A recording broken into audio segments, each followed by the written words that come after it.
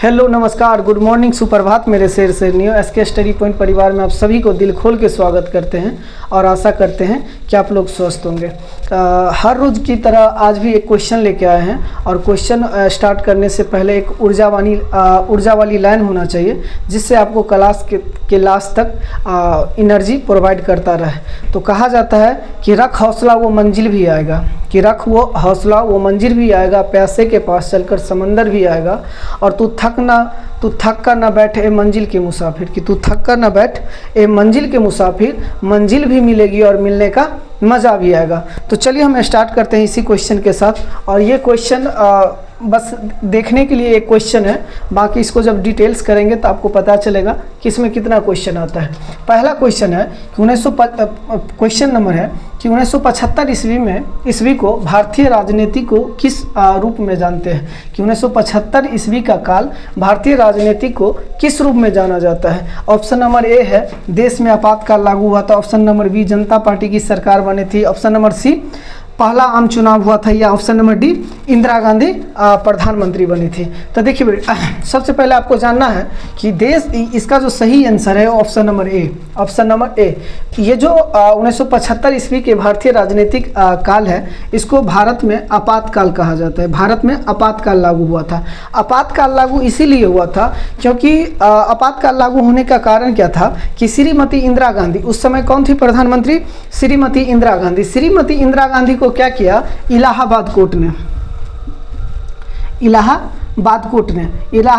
ने 12 जून 1975 ईस्वी को 12 जून 1975 ईस्वी को इनको क्या किया कि चुनावी में धांधली के कारण, चुनावी में जो इन्होंने धांधली किया था उनका जो सबूत मिला वो इलाहाबाद कोर्ट को सही सबूत मिला। क्या मिला? सही सबूत मिला। और समय था 12 जून 1975 ईस्वी में, और इलाहाबाद ये बात की घोषणा करता है कि श्रीमती इंदिरा गांधी कोई भी चुनाव 6 वर्ष तक नहीं लड़ेगी, कि कोई भी चुनाव वो 6 वर्ष तक नहीं लड़ेगी। और जैसे ही इलाहाबाद का ये फैसला आता है, राजनीतिक स्तर में अस्थिरता मच जाती है। कहने का मतलब भगदड़ मच जाता है, और ये जो श्रीमती इंदिरा गांधी होती है बौखला जाती है। क्या होता है? बौखला जाती है। और इन्होंने क्या किया कि आपातकाल 1975 में क्या किया? 1975 में इन्होंने आपातकाल लगा दिया। क्या किया बेटा?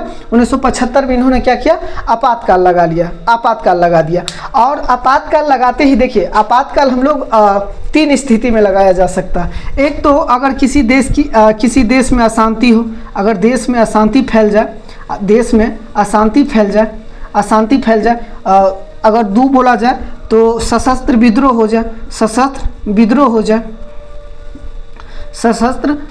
हो जाए।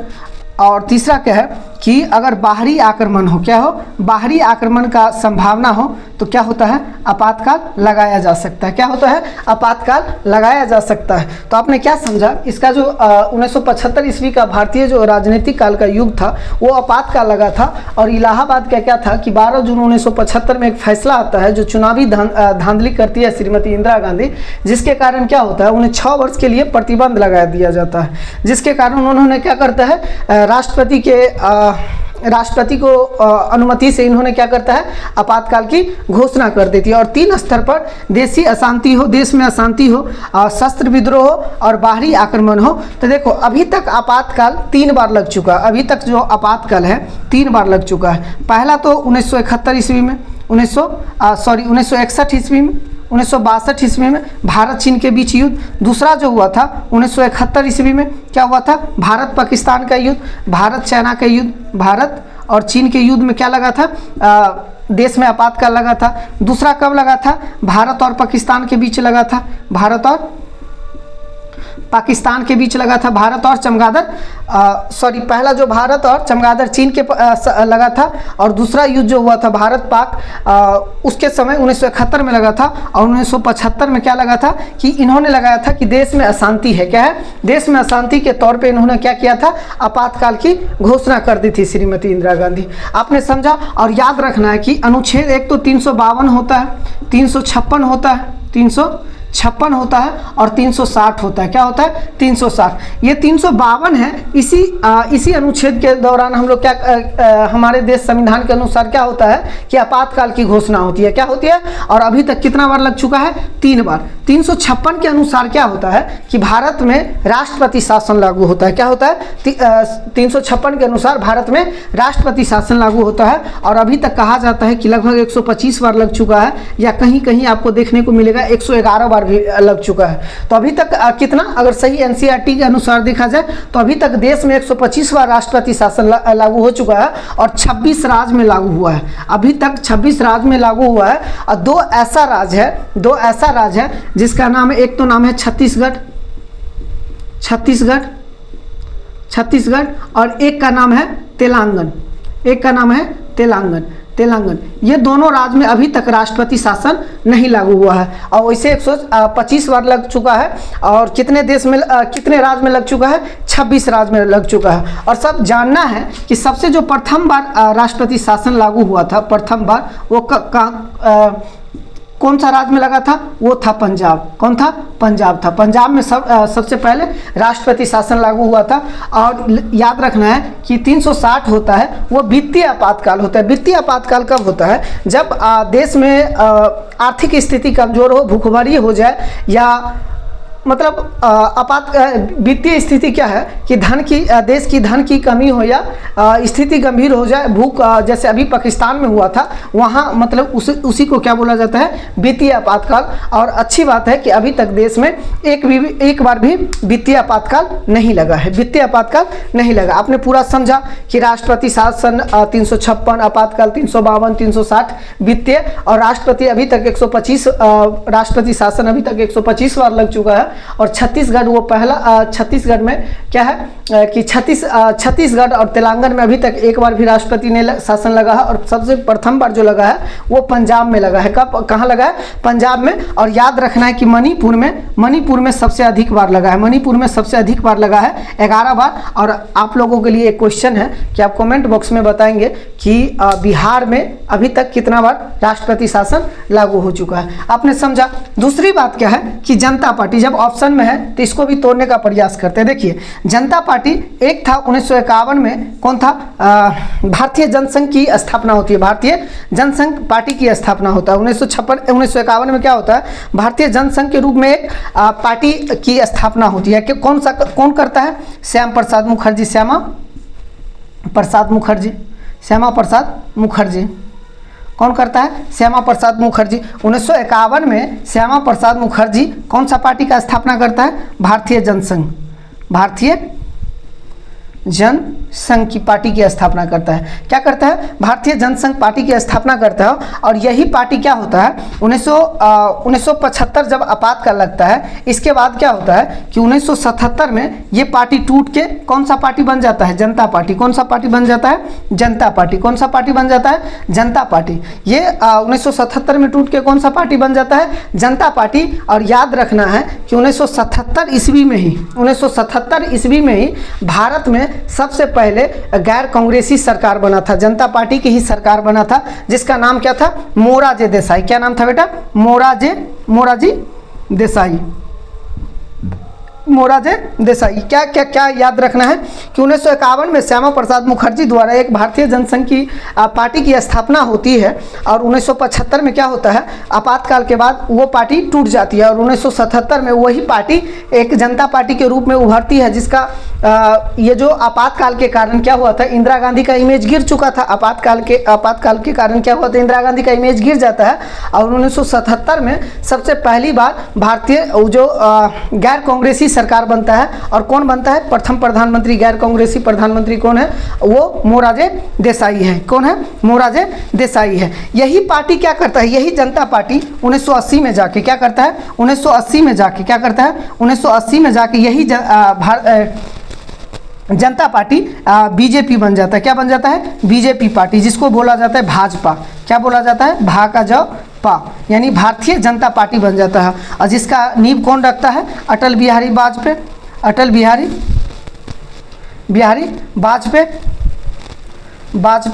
और लाल कृष्ण अंडवाणी। वानी।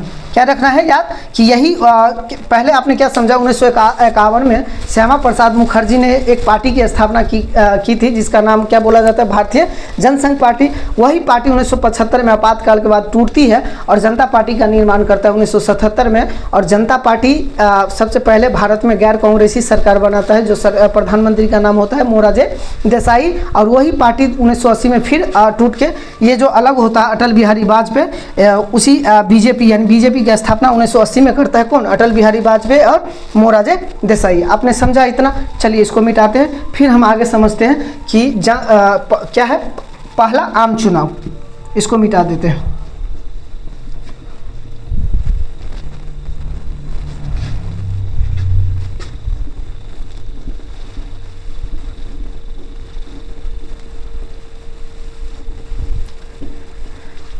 चलिए अब हम लोग समझेंगे कि पहला आम चुनाव क्या हुआ था। और एक बात और समझ लेना है, ये बीजेपी जो है वो आरएसएस का समर्थक है। क्या है, आरएसएस का समर्थक है, राष्ट्रीय स्वयंसेवक। क्या है, स्वयं सेवक। क्या है, स्वयं सेवक संघ। इस पार्टी का क्या नाम है, आरएसएस को पूरा नाम क्या है, राष्ट्रीय स्वयंसेवक संघ। और इसकी जो स्थापना हुआ था 1925 में हुआ था। कब हुआ था, 1925 में। और इसका जो संस्थापक है आप लोग बताएंगे, इसका जो संस्थापक है कौन है, हेडगेवार है। कौन है, हेडगेवार। इसका जो संस्थापक है हेडगेवार है, हेडगेवार है। इसका जो संस्थापक था हेडगेवार था। और 1925 में स्थापना होता है राष्ट्रीय सेवक संघ। और याद रखना है कि ये जो जनता पार्टी है वो जनता पार्टी आरएसएस का समर्थक नहीं था। भारतीय जनता पार्टी है लेकिन जनता पार्टी आरएसएस का समर्थक नहीं था। इसीलिए समर्थक नहीं था क्योंकि आरएसएस का जो नाथूराम गोडसे थे उन्होंने महात्मा गांधी को मारा था। आरएसएस का जो नाथूराम गोडसे थे वो आरएसएस का था, उन्होंने ही महात्मा गांधी को गोली मारा था, इसलिए उनको नहीं मानता था। लेकिन बाद में आके ये क्या होता है, सोल्यूशन हो जाता है। फिर ये जो आरएसएस को बीजेपी, आरएसएस क्या है, हिंदू धर्म सुधारक है। क्या है, हिंदू धर्म का समर्थक है आरएसएस। समझ गए। अब क्या है कि पहला आम चुनाव, ऑप्शन नंबर सी क्या है, पहला आम चुनाव। आप लोगों को समझना है कि पहला आम चुनाव जो हुआ था वो 1951-52 में हुआ था। क्या हुआ था, पहला जो आम चुनाव हुआ था कब हुआ था बेटा, 1951-52 में। पहला आम चुनाव हुआ था 1951-52 में। याद रखना है, पहला जो आम चुनाव हुआ था 1951-52 में। क्या हुआ था, पहला जो आम चुनाव हुआ था वो 1951-52 में हुआ था। और याद रखना है कि 489 सीट पे चुनाव हुई थी। कितना सीट पे चुनाव हुई थी, 489 सीट पे, जिसमें कांग्रेस को कितना मिला था, कांग्रेस को कितना मिला था, 364। कितना मिला था, 364। याद रखना है कि सबसे पहली बार जो चुनाव हुआ था वो कब हुआ था, 489 सीट पर। और कांग्रेस का जो सीट मिला था वो 364 सीट। और याद रखना है कि चुनाव में जो उम्मीदवार भाग लिए थे वो 1874 व्यक्ति भाग लिए थे। और याद रखना है कि 53 राजनीतिक पार्टी था। 1800 कितना व्यक्ति भाग लिए थे, 1874 आदमी। कितना, 1874 आदमी जो प्रतिनिधि के रूप में भाग लिए थे। कितने आदमी, 1874 आदमी। और याद रखना है कि लगभग 53 पार्टियां थी। कितना थे, 53 पार्टियां थी। और याद करना है कि 14 जो था वो राष्ट्रीय पार्टी था। क्या था, 14 राष्ट्रीय पार्टी था। क्या था, 14 राष्ट्रीय पार्टी था। तो आपने क्या समझा कि 1951-52 में पहला आम चुनाव हुआ था। पहला आम चुनाव कब हुआ था, 1951-52 में। और 489 सीट पे चुनाव हुई थी, जिसमें कांग्रेस को 364 मिला था। और टोटल जो हुआ था वो 1874 उम्मीदवार खड़ा हुए थे। और 53 राजनीतिक पार्टी था, जिसमें 14 राष्ट्रीय पार्टी था। कहा जाता है भारतीय राष्ट्रीय कांग्रेस, भारतीय कम्युनिस्ट पार्टी, इसी के बाद भारतीय मजदूर प्रजा पार्टी, भारतीय हिंदू महासभा, इसी करके अन्य 14 राष्ट्रीय पार्टी था। आपने समझा, एक बार यस यस कमेंट बॉक्स में जरूर बताएंगे। अब हम लोग पढ़ेंगे कि इंदिरा गांधी क्या है, इंदिरा गांधी प्रधानमंत्री बनी थी कि नहीं बनी थी। तो आप सबसे पहले आप लोगों को जानना है कि इंदिरा गांधी को जो जन्म हुआ था वो 19 नवंबर, कितना हुआ था, 19 नवंबर 1917 में हुआ था। कब हुआ था? 19 नवंबर 1917 में। और याद रखना है कि 31 अक्टूबर 1984 में इनका मृत्यु हो गया था। कब मृत्यु हो गया था? इंदिरा गांधी का मृत्यु जो हुआ था वो 31 अक्टूबर 1984 में हुआ था और इनका जो जन्म हुआ था 19 नवंबर 1917 में हुआ था। कब हुआ था? 1917 में हुआ था। देखिए इनका जो मृत्यु जो इनको मारा था, इनके दिल्ली में क्या था, इनके बॉडीगार्ड द्वारा ही मारा गया था। एक का नाम था क्या? बेअंत सिंह। क्या नाम था? एक का नाम था बेअंत सिंह और एक का नाम क्या था? सतवंत सिंह। क्या था? बेअंत सिंह। इनको जो मारा था इनका अंगरक्षक ही था। क्या था? एक को था बेअंत सिंह, बेअंत सिंह, एक का नाम था क्या? बेअंत सिंह। एक का नाम सतवंत सिंह। क्या नाम था? सतवंत सिंह। क्या नाम था?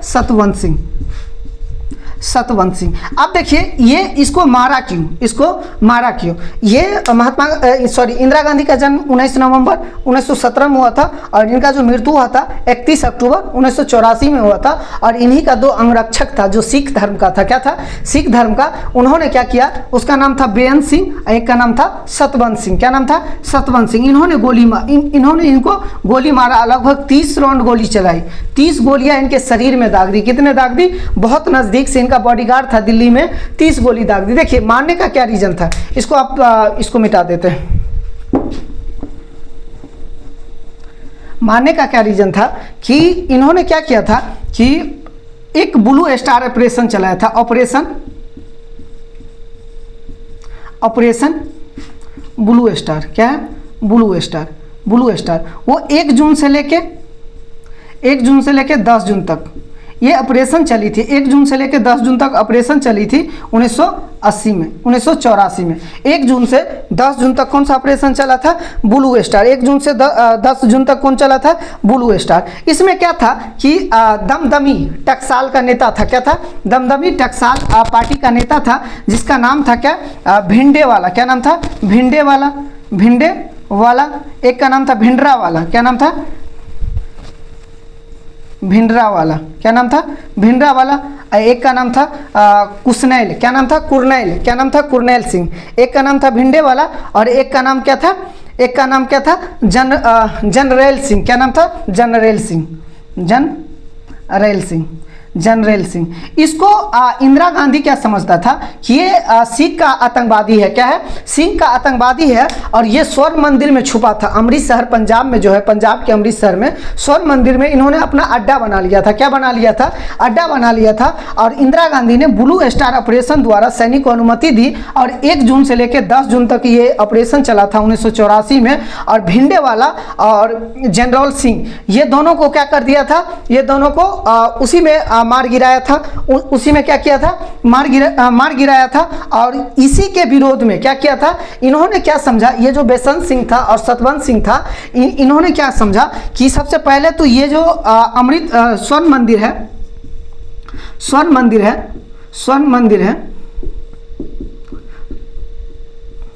स्वर्ण मंदिर है, ये सिख धर्म का सबसे पवित्र मंदिर है। स्वर्ण मंदिर जो है ये सिख धर्म का सबसे पवित्र मंदिर है। और याद रखना है। और ये जो भिंडरा वाला था और जनरल सिंह था, कौन था?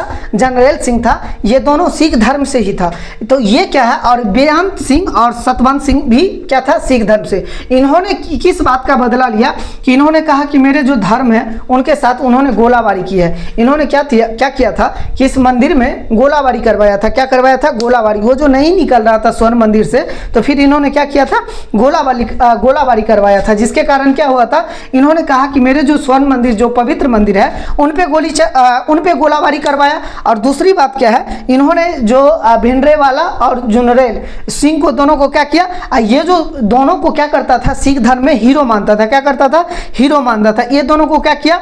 यही दोनों कारण के वजह से ये बेअंत सिंह और सतवंत सिंह ने इनको 31 अक्टूबर 1984 में मारा गया।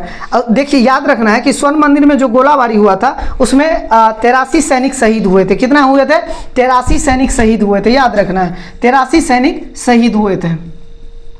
शहीद हुए थे और 249 सैनिक घायल हुआ था। क्या हुआ था? घायल हुआ था। 249 सैनिक घायल हुआ था। ये डाटा याद रखना कि 83 शहीद हुए थे और 249 घायल हुआ था और 493 लोग भी मारे गए थे। ये सैनिक था। क्या था? सैनिक था। ये घायल सैनिक था और 494 लोग भी मारे गए। क्या हुआ? लोग भी मारे गए और 83 लोग घायल हुए थे। क्या हुए थे? घायल हुए थे। तो ये बात याद रखना है। बताइए अगर आपको सही में क्वेश्चन अच्छा लगा।